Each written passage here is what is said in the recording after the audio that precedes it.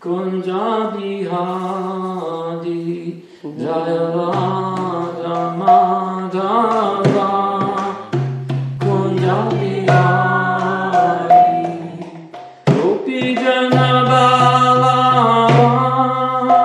Girivavimari Gopi Janabala Girivavimari Yoganandana Bhajananandana Yashodanandana Bhajananandana Ramana Vira Vanachari Vira Vanachari Hare Krishna Hare Krishna Krishna Krishna Hare Hare Hare Rama Hare Rama Rama Rama Hare Hare. The Srimad Bhagavatam, and this is the last two verses in the first canto. There's 12 cantos, and we'll read first text 39. There's the Sanskrit verse right there. Nunam Bhagavato Brahman Nunam Bhagavato Brahman Grihesu Griham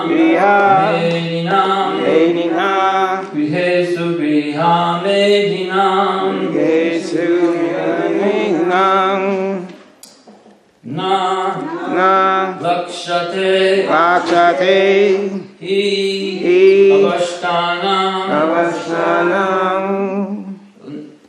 Lakshate Hi Avashtanam Na Lakshate Hi Avashtanam Api Go Dohanam Kvachit Api Go Dohanam Kvachit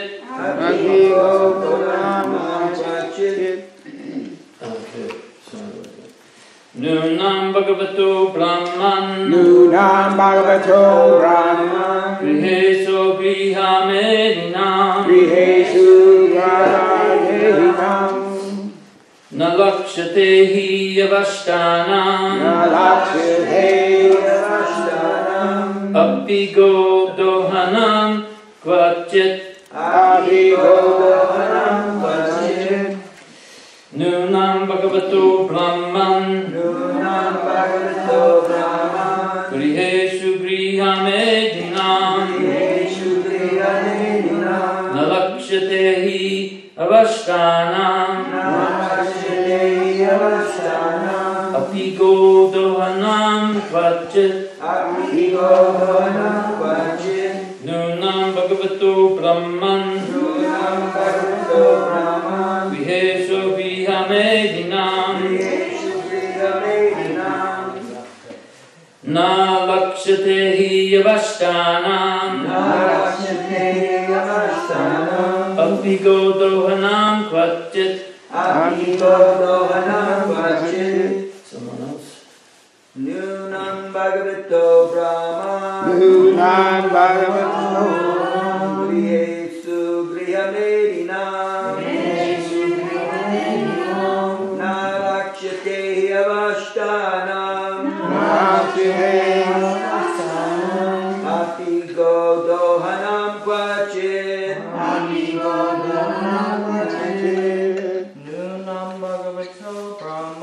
Nunam Bhagavato Brahman Grihesu Grihamedinam Na Lakshate Hi Avashtanam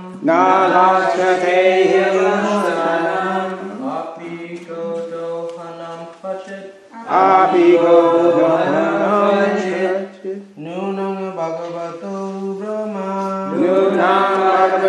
Brahman Grihesu Grihamedinam Na Lakshate Avashtanam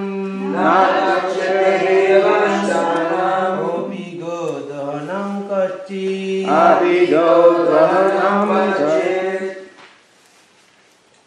Ladies. Nunam Bhagavato Brahman. Nunam Bhagavato Brahman. Griheshu Grihamedinam. Griheshu Grihamedinam. Nalakshate Yavastanam. Nalakshate Yavastanam. Abhigodahanam Kvachit. Abhigodahanam vachet. Nunam Bhagavato Brahman. Nunam Bhagavato Brahman. Griheshu Grihamedinam. Griheshu Grihamedinam. Nalakshate Yavastanam. Nalakshate Yavastanam.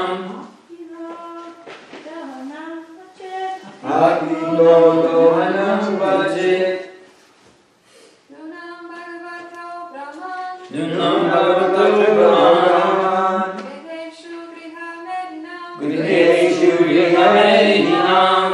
Nalakshate Yavastanam. Nalakshate Yavastanam. Abhigodahanam Kvachit. Abhigodahanam vachet. Nunam Bhagavato Brahman. Nunam Bhagavato Brahman. Griheshu Grihamedinam. Griheshu Grihamedinam. Nalakshate Yavastanam. Nalakshate Yavastanam. Abhigodahanam Kvachit. Abhigodahanam vachet. So, Om Namo Bhagavate Vasudevaya. Om Namo Bhagavate Vasudevaya. Om Namo Bhagavate Vasudevaya. Om Namo Bhagavate Vasudevaya. Om Namo Bhagavate Vasudevaya. Om Namo Bhagavate Vasudevaya. So this is the word-for-word translation. The language we're chanting, by the way, is Sanskrit. Nunam, Because Bhagavatam, Bhagavatam of you who are powerful. Brahman, O Brahmana. Grihesu, in the houses. Grihamedinam, of householders. Not. Lakshate, are seen. He, exactly. Avasthanam, staying in. Api, even. Godahanam, milking the cow. Kvachit, rarely. So I'll say, and then you repeat, please. O powerful Brahmana. It is said that you hardly stay. In the houses of men. Long enough to milk a cow. O powerful Brahmana, it is said that you hardly stay in the houses of men long enough to milk a cow. Narayanam namaskritya naram chaiva narottamam devim saraswatim vyasam tatam jayamudirya. Before reciting the Srimad Bhagavatam, which is our very means of conquest, I should first offer my respectful obeisances to the Supreme Personality of Godhead, Lord Narayan, to Narayan Rishi, the Supreme Human Being, Mother Saraswati, the Goddess of Learning, Srila Vyasadeva, the author, and to Srila Prabhupada, our spiritual master. Namaham Vishnu Vadaya Krishna Prasthaya Bhutale Srimati Bhaktivedanta Swami Namaste Saraswati Devi Gauravani Vicharine. So the purport by His Divine Grace, Srila Prabhupada. Saints and sages in the renounced order of life go to the houses of the householders at the time they milk the cows. Of course, this is during the Vedic time, the Vedic culture. But still, sometimes this is still now going on in certain parts of the world, especially in India. So saints and sages in the renounced order of life go to the houses of householders at the time they milk the cows, early in the morning, and ask some quantity of milk for sustenance. A pound of milk fresh from the milk bag of a cow is sufficient to feed an adult with all vitamin values. And therefore, saints and sages live only on milk. Even the poorest of the householders keep at least 10 cows, each delivering 12 to 20 quarts of milk, and therefore no one hesitates to spare a few pounds of milk for the mendicants. I mean, do we milk 10 or 12 cows? I mean, this Prabhu said this is even just the, matter of factly. It's not the same. It's a little bit different nowadays.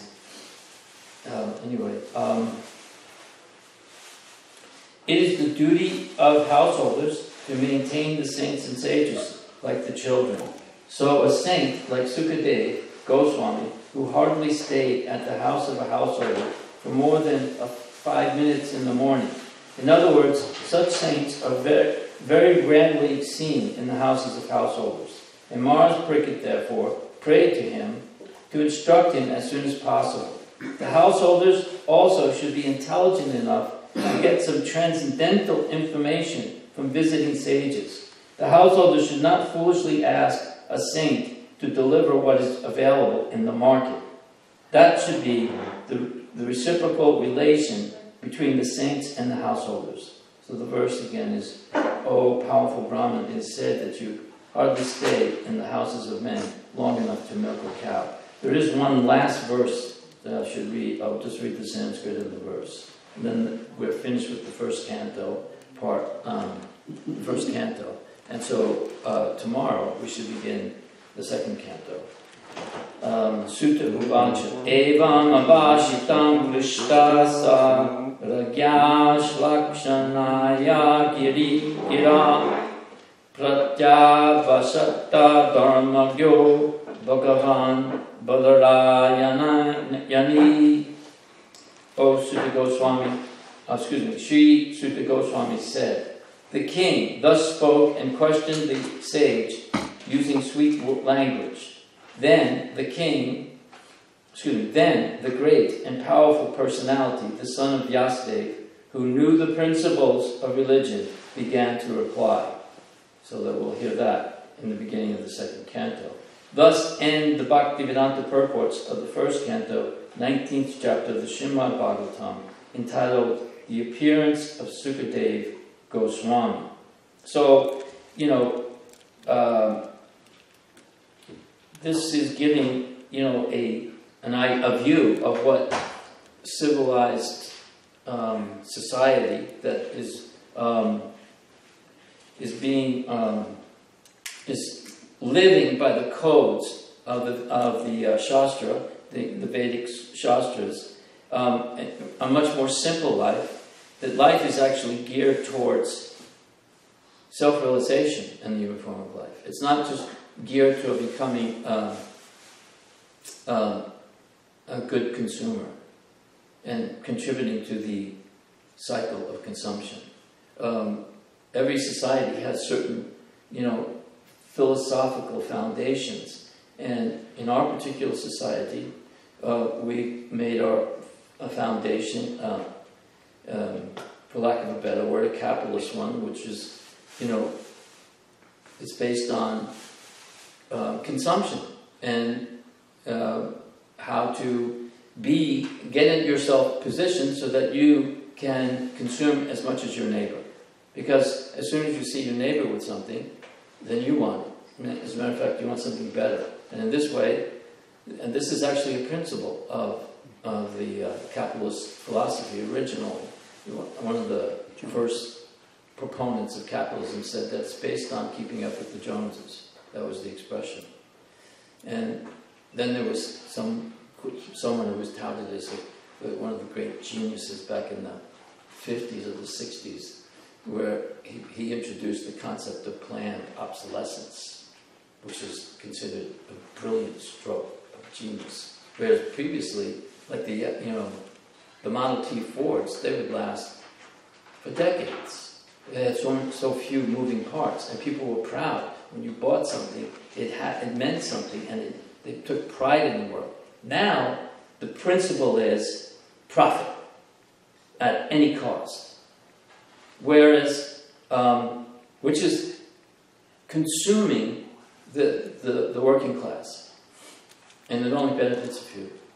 Whereas in a God-centered civilization, the main principle is to understand who I am, who God is, and how do I uncover my dormant relationship with Him.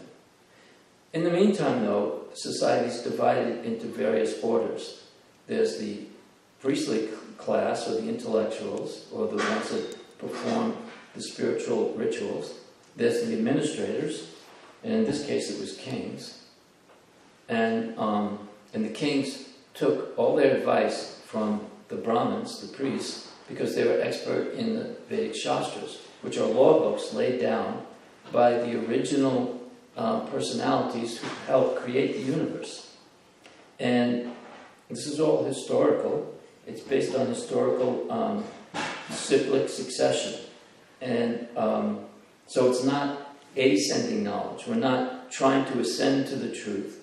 We're receiving knowledge from pure sources, and it's descending to us.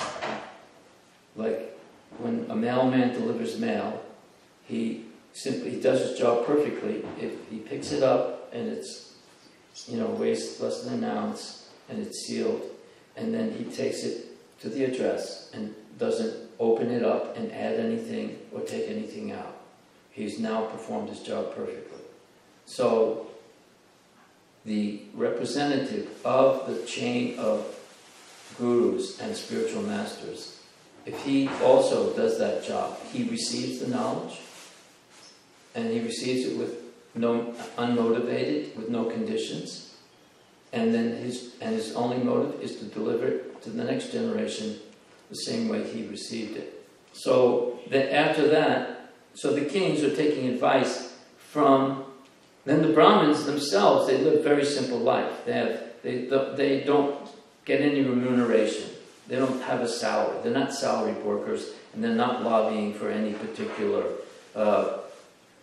corporate interests, for lack of a better term, to make it more relevant to today's terminology. So, and then under that is the Vaishyas, who are mainly agriculturists. Most of the society is agrarian, although there is some industry, and there's like, obviously you're making wheels for carts, and there's mining involved for gold and so on and so forth. So there's different, but the Vaishyas are the ones who make sure that they produce sufficient food grains and protect the cows. The reason the cows are so important is because they produce milk, which is an important foodstuff, despite the current propaganda over the last 50, 60 years. And then there's the Sudras, who are workers or laborers, who work and they're provided for. They get their housing, they get health care, they get proper clothing, shelter, food, and they're treated with all respect.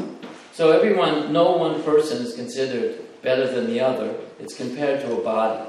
The leg isn't any more or less important than the arms, but they all need each other for the body to function properly.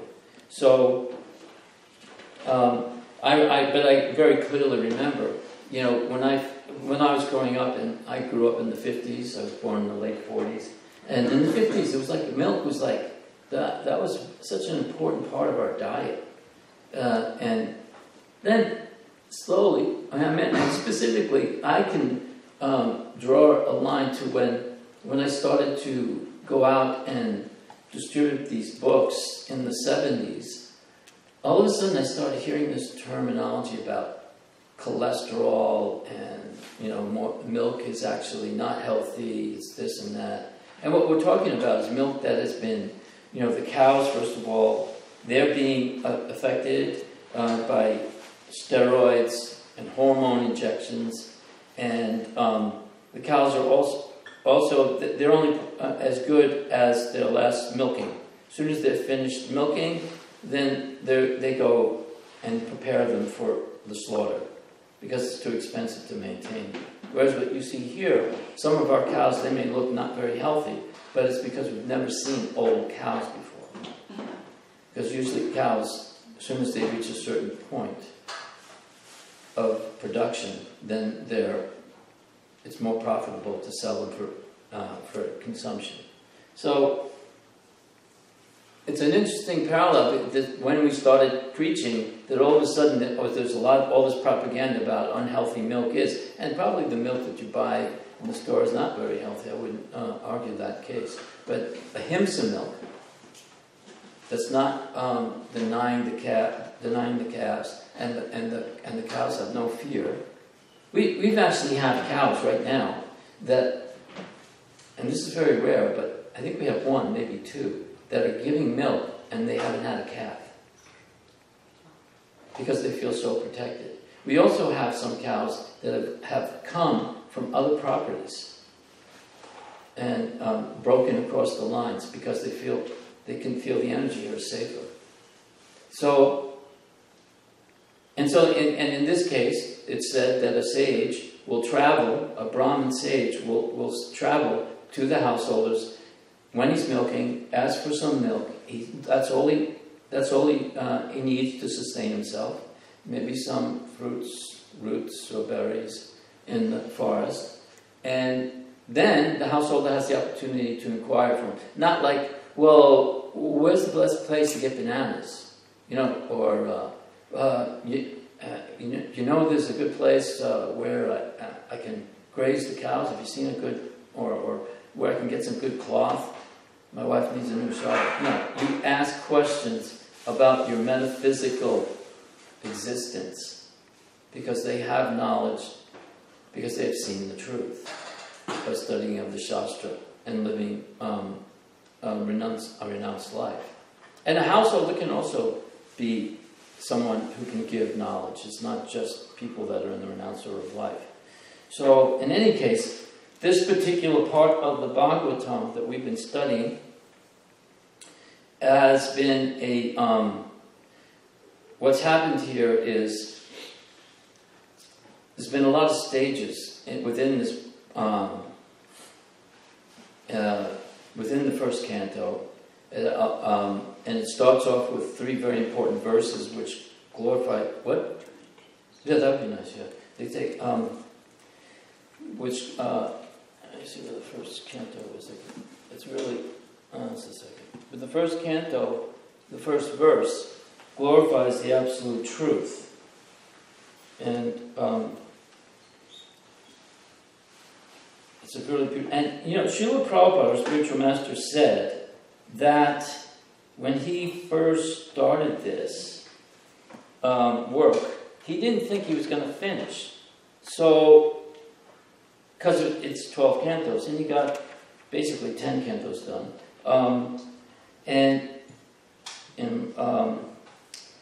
So he tried to put everything into the first, even he said in the first canto, I want to try to put everything that people need to know in this age in the first canto. And even you could go to say that even in the first 1, 2, and 3 verses and purports, everything is in there. And the very first verse, Om Namo Bhagavate Vasudevaya Jamad Jasayato Anavatyad Iteras Chatesu Abhidya Swarat Tene Brahma Hridaya Dekamaye Muyanti Yat Suryaya Tejo Vari Midam Yata Vinamayo Yatra Tri Sargo Misha Damna Stvana Sada Nirashta Lo Kuhakam Satjam Param Dimi.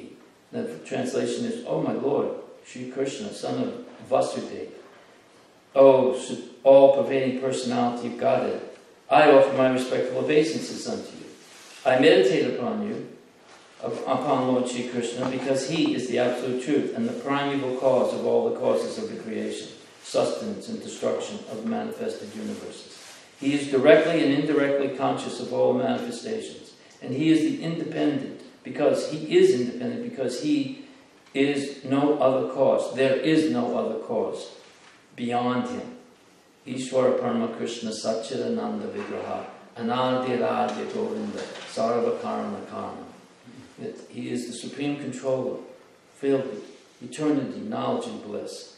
And we are all particles of him. We are all eternally blissful, eternally full of knowledge, and we're covered over right now by this inferior energy. We're called the marginal energy, and we're actually a product of the superior energy. But the marginal energy, the small particles of Krishna, we're small particles of Krishna. We have a personal identity, a personal relationship with him. We become one with him in love and in purpose, but we never become God. We become God-like. And we have 78% of his qualities. It's like a drop of water and the whole ocean. You can float a boat in an ocean. You can't float a boat in a drop. But we are now covered. And that bliss, that eternity, that knowledge is now covered. So he starts off that Vyasadeva has written all the Vedic literatures, and he's depressed after writing all the Vedic literatures. He's not feeling, there's something, he feels like something's missing. So his spiritual master, Narada Muni, says that you haven't described the glories of the personality of Godhead, and he instructs him on how to do that and what to do. And in this first canto, there's a very nice summary by this one devotee here. He's done, but it's, even this is sort of incomplete. But this summary by Ranjana, you used to have copies of this on the bookshelf here. But he breaks down each canto, and he says that in the first canto, this is according to him, there contains the sacrificial performance at the forest of Naimisharanya, Vyasadeva's despondency on how he became inspired to compile Srimad Bhagavatam, and how he became inspired to compile Srimad Bhagavatam. The son of a maidservant becomes the great sage Narada by the association of the pure devotees. The punishment of Ashvatthama, Parikshit saved within Uttara's womb, instructions of King Yudhisthira, Bhishma's passing away, Lord Krishna's departure from Hastinapur and his arrival at Dwarka, the birth of King Parikshit, Dhritarashtra quits home, the disappearance of Lord Krishna and the retirement of the Pandavas, how King Parikshit received the age of Kali, Parikshit cursed by the son of a Brahmana, and the appearance of Sukadeva Goswami. And even that is very not at all complete. If you go through every part, like say, if I were to read the first in the table of contents, the first chapter, it says, Questions by the Sages, that's the title of it. And then it says, Parameshwara, the Supreme, that's the first subtitle. Then Purpose of the Gayatri Mantra, 3 divisions of Vedic ways, exchange of rasas between 2 equals, watering the root of the tree, symptoms of men in the age of Kali, or Kwara. Scriptures summarized, glories of the name of the Lord, real remedy for peace in the world, incarnation of Godhead is distinguished. So each chapter has an overlying theme, but there's this subtext within each one. And the second one is called the divinity and the divine. And then the third one, you have all of the different incarnations of the Lord are listed. So there's so much. It would take, we had a seminar recently that took 10 classes. I would think to do this, it would take at least 10, if not, maybe 20, because there's so many subject matters to be covered. And where we are right now at the end of the first canto, what just happened is, King Parikshit, you have to understand now, there was a big battle 5,000 years ago between the Pandavas and the Kurus. And it was to determine who ruled the planet. And at the end of that, the Pandavas had won and they became the rulers. And at a certain point in time, then they retired and they put the last remaining, I think he was a nephew of them, and Parikshit, and they put him in charge of the entire world. He's the emperor of the world. He's been in charge for maybe 30 years or so. I'm not sure the actual time frame. So at that time, but when he was in the womb of his mother, he was attacked by a weapon called the Brahmastra, which is a nuclear weapon that's released by mantra. When we talk about smart bombs, these nuclear weapons can enter the womb of a woman and kill the embryo and not affect the woman. No, destroy her uterus. What? It ruined her womb, but didn't kill her. So it's a very precise weapon. And at that time, Krishna, the Supreme Personality of Godhead, knew this was about to happen, and he entered the womb of Parikit's mother and created a shield to protect him from this blast within her womb. And Parikit saw Krishna, and his name means that he's constantly looking for that perfect person that he saw. So he's now the emperor of the entire world, and he's doing a really good job. And he's a very young man. He's got probably a few hundred, or at least 100 or several more hundred years to go. He would be the envy of anyone. But he gets cursed by an immature boy who was the son of a Brahmin for an incidental accident. And there's a whole discussion that one of the parts of this first canto, Parikit comes across a man pretending to be dressed like a king. He's actually the personification of the age of Kali. And he's beating a bull.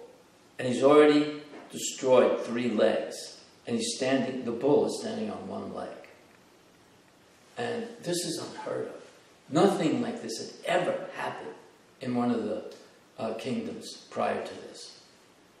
And this was just the opening salve of this age of Kali. So he immediately, subdues Kali and asks the bull, who has done this to you? And the bull won't give him a direct answer because the bull is the personification of religion.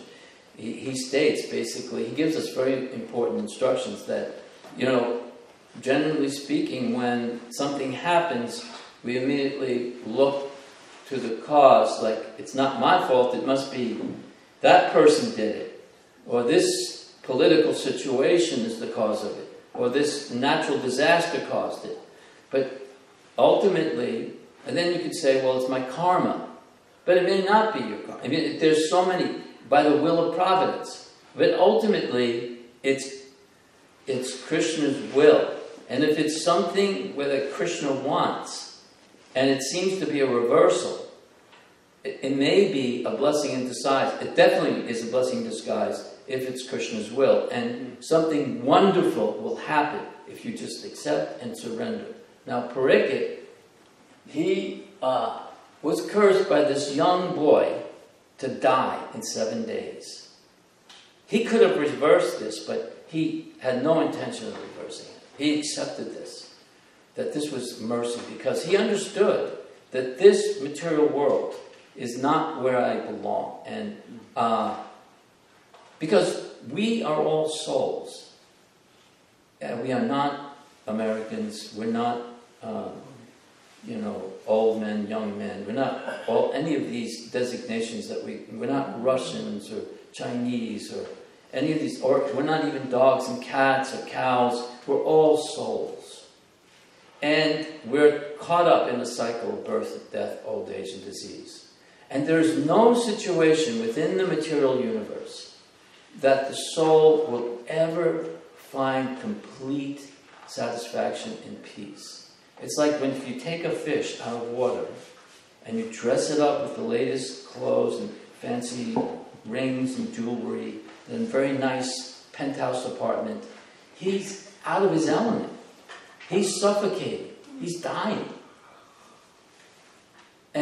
Or like say there's a bird in a cage. So the person he's so proud of the cage, he starts, gold plates it, and he engraves it, and then he puts little gems, emeralds, rubies. What a beautiful cage I have, isn't it? Look at my cage, because it's part of the decor. But inside the cage is a bird. And the bird is saying, feed me, feed me. He doesn't hear the bird crying. All he wants is decorating the cage. Eventually the bird dies. Now we are the bird in the cage with soul. No matter how much we improve our material prestige, the best car, the best house in the best neighborhood, the best clothes, the best, or like this one recent thing, I don't want to laugh, but this recent scandal where people were sending their children to, spending all this money cheating to send their children to the best schools. Like, it's really not going to change anything. Your karma's your karma. As a matter of fact, they already had the advantages. But, so you get, but I graduated from Yale. So what do you know? What can you do for me? I mean, what can you really do? So anyway, that piece of paper on the wall means nothing. That was illegal bribing. Was it? Yeah, it was bribing to get in. So, and then they complain about, what do you call it? What is that word? Something where they try to make sure there's an equal number of minorities. Affirmative action. Affirmative action. They complain about that. But anyway, so there's no solution materially. I mean, one example I can think of is one of my first trips to India. It was a very rugged situation, and the electricity wasn't working very well. The best thing for mosquitoes, and there are a lot of them, is to have a good electric fan at night. But the electricity wasn't working so well.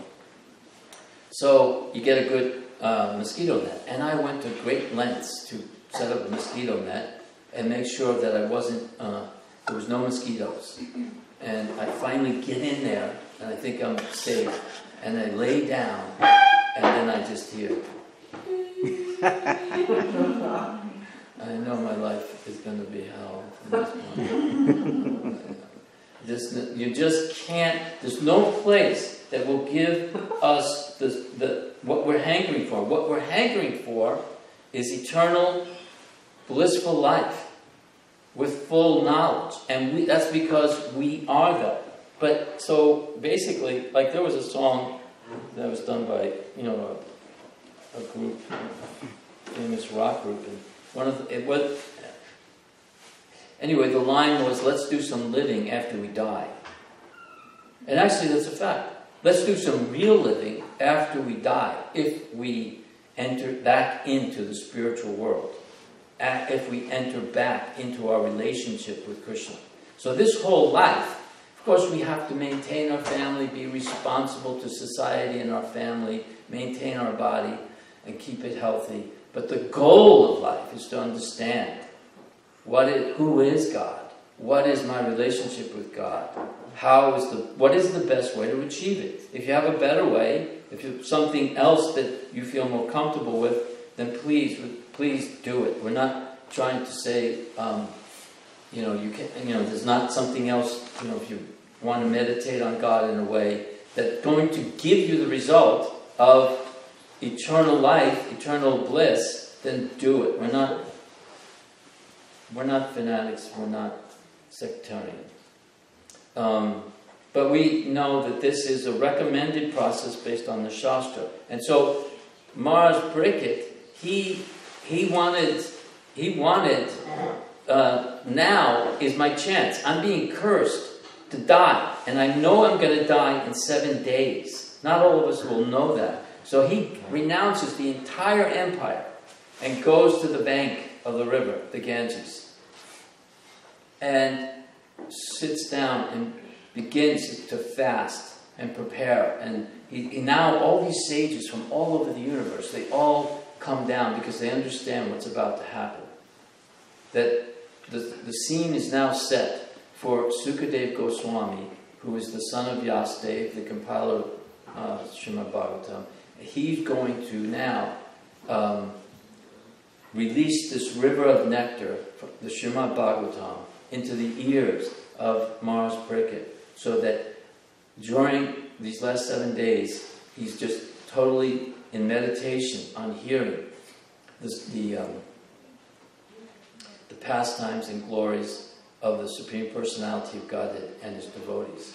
And this way, at the time of death, as it says in Bhagavad Gita, whatever state of mind you quit this world, that is the state that you will achieve. So we try to practice in this life to meditate on the name, the fame, the qualities and pastimes of the Supreme Lord. And in this way, enter into our eternal existence once again. Otherwise, we have to go back through the cycle of birth and death again.